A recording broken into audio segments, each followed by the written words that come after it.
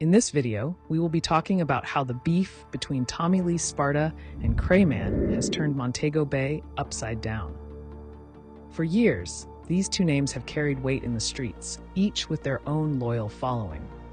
But what started as brotherhood has now exploded into a rivalry that has the whole city on edge. We all know Tommy Lee Sparta as the leader of the feared Sparta gang. His reputation stretches far beyond Montego Bay, with influence in Kingston and even overseas. Cray, on the other hand, is no small player. He runs his own well-connected clique that moves with just as much precision and power. The story between these two doesn't start with bad blood. Back in their flankers days, they were seen as close friends, almost inseparable. They moved together, hustled together, and made a name for themselves in the same streets they now fight over. But as time went on, the money started rolling in. When power and cash start to mix, ego is never far behind.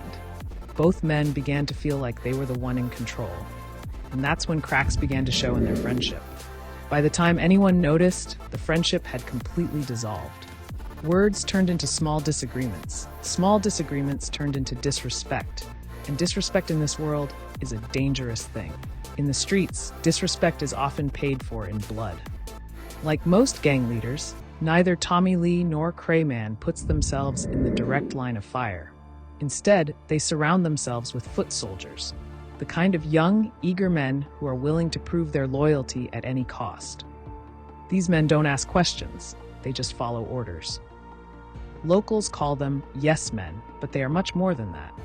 They are the ones who make sure a boss's orders are carried out quickly and without hesitation.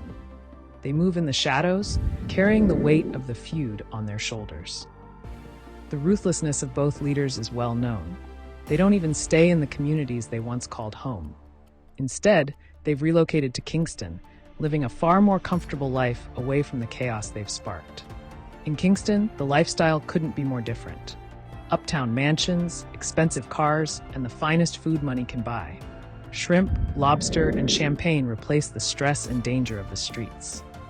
But even in comfort, the rivalry brews. From a distance, they watch their soldiers go after each other. The streets become the battleground, while the leaders sit back, untouchable, and seemingly untouchable by the law. Montego Bay, meanwhile, feels the weight of their conflict. Entire neighborhoods are tense. People watch every unfamiliar car that passes by. Businesses close early, and parents keep their children inside after dark. The tourism side of the city tries to pretend nothing is happening. Beaches remain open, hotels stay booked, but the locals know the truth. Behind the smiling faces and island vibes is a war that can flare up at any moment. This is not just a fight over territory, it's a fight for dominance. Both Tommy Lee and Cray have deep connections and powerful allies. Each move they make is calculated to show the other who really runs things. Friends have been forced to pick sides. Neutrality is dangerous. In this feud, being in the middle can get you hurt just as quickly as being directly involved. Lines have been drawn, and once you're on one side, there's no crossing over. The younger generation looks up to both men, but for the wrong reasons. In their eyes, Tommy Lee and Cray represent success, power, and respect. They don't see the cost of this lifestyle until it's too late. Social media has only made things worse. Subtle posts, cryptic captions, and photos with certain people send waves through the streets. Every post is analyzed like a coded message, and every rumor spreads in seconds. The police have tried to crack down on the violence, but their presence only does so much. Both gangs have ways of moving quietly when they need to.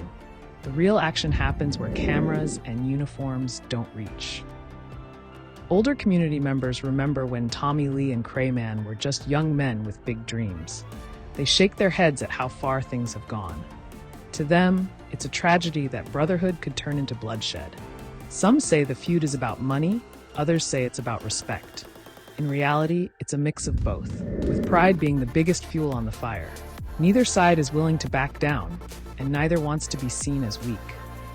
There have been talks of peace before, but nothing lasts. Distrust runs too deep, and every attempt at truce ends with someone breaking the agreement. The streets know that as long as both leaders are alive, the war will continue. Meanwhile, the body count rises. Every loss on one side is answered by a loss on the other. It's a cycle that shows no sign of slowing down, only getting worse. For the average person in Montego Bay, survival is the priority.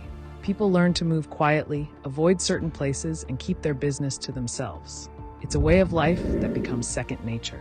Despite it all, both men still command loyalty. Their names alone carry power, enough to make people act without question. In the streets, loyalty to a leader can mean the difference between protection and becoming a target. This beef has turned Montego Bay into a powder keg. One wrong move, one misunderstood action, could set off days or weeks of violence. The tension is always there, like a storm waiting to break. And so, Tommy Lee Sparta and Cray continue their silent battle from afar. They live in comfort while their soldiers fight in the dirt, and the people of Montego Bay are left to deal with the aftermath. It's a war without a clear winner, only survivors.